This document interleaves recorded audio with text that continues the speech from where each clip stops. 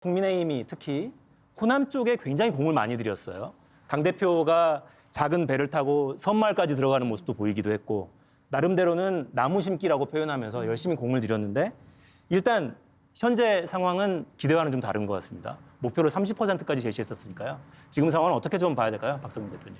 글쎄, 지금 그 결과대로라면 박근혜 후보가 2012년에 얻었던 것보다 조금 더 얻을 것 같은 정도인데 이준석 대표가 30%를 목표로 했고 당에서는 내심만 20%까지는 좀 기대를 했던 것 같은데 그거보다는 훨씬 못 미칠 것 같죠. 뭐 아마 이제 안철수 후보와의 단일화가 역풍이 불었다면 저는 2030 여성표하고 좀 호남이라고 보는데 순조롭게 단일화가 됐다면 뭐 역풍이 더 덜 불었을 수 있는데 단일화 무산 선언 후 안철수 후보가 이런 말을 했어요. 바른미래당을 만든 거 보수정당과 합당했던 것이 그 잘못이고 그걸 사죄한다. 이렇게 한 뒤에 곧바로 다시 단일화를 했기 때문에 그런 것이 또 역풍이 좀 불었을 수도 있겠고요. 예, 그렇게 보입니다. 네. 단일화 역결집이 아니었겠느냐.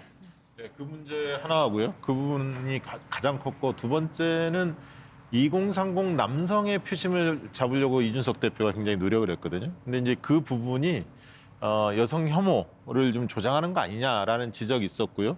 그러면서 전국적으로 보면 2030 여성들이 이재명 후보 쪽으로 대거 쏠립니다. 호남도 예외가 아니었다. 저는 그렇게 봅니다. 근데 그 이준석 대표는 그 이야기 많이 했었거든요. 호남의 20대와 가장 이해관계가 맞는 건 영남의 20대. 남성들은 별 차이가 없을 거다. 이런 이야기도 많이 했었어요. 근데 지금 나온 결과를 봐서는 썩 먹히진 않은 것 같습니다.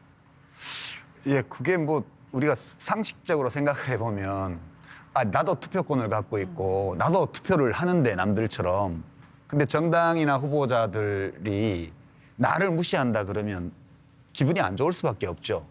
그래서 사실 국민들을 상대로 유권자를 상대로 군사작전 하듯이 이렇게 하는 것은 당장은 이렇게 무슨 반짝하는 효과를 볼 수도 있습니다만 그 유권자들이 바보가 아니거든요.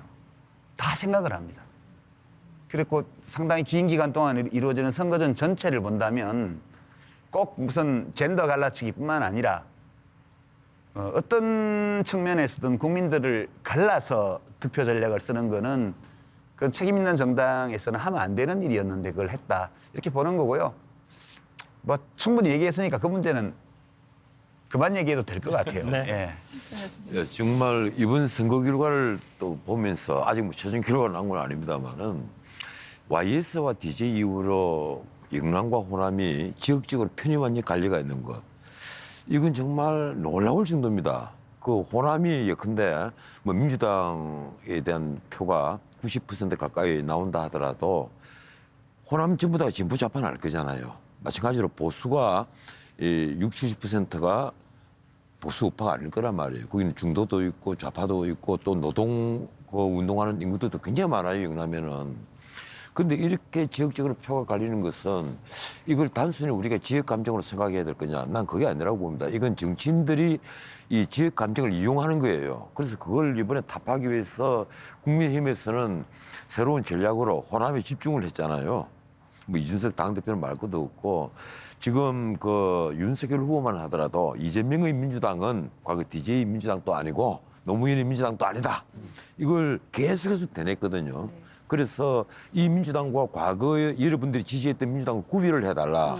이렇게 호소를 했지만 그 호소가 먹혀들지 않은 거예요. 네. 여전히 보면 지금 안철수와의 단일화로 그 원래 윤석열이 받을 수 있는 표보다 조금 더 늘어났다는 그 분석이 더 많습니다. 그렇다면 만약에 단일화를 했지 않으면 호남에서 윤석열 후보가 득표한 표는 10% 미만이었을 것이다. 그럼 과거와 똑같다. 결국은 과거와 똑같다는 거예요. 그래서 제가 보기에는 이건 국민의힘으로서는 선거에서는 일단 이기고 봐야 되니까 전략적으로 잘못이다. 김대중 그 대통령의 생각까지 찾아가지 않습니까? 그렇게 했는데도 역시 그 목포나 지난해 아까 그 표 흐름을 보면 거의 뭐 이건 너무 일방적이란 말이에요. 전혀 이건 아무런 효과가 없는 거예요. 그래서 앞으로 또 다음 대통령 선거, 다음 총선, 다음 대통령 선거에서는 후보자들이 어떤 행동을 취할 것이냐. 네. 아마 이 지역 구도를 깨겠다 이런 분들은 조금씩 앞으로 나오지 않을 겁니다. 이런 구도를 눈앞에서 목격을 하니까 과연 누가 이 구도를 깨서 나는 새로운 전략을 펴겠다고 하겠어요. 결국 우리 그 민주정이 앞으로 선진 민주정으로 가기에는 험난한 고개가 계속 있는데 그 중에 대표적으로 네. 이 지역 갈등 네. 이건 참 깰 수 없는 문제다.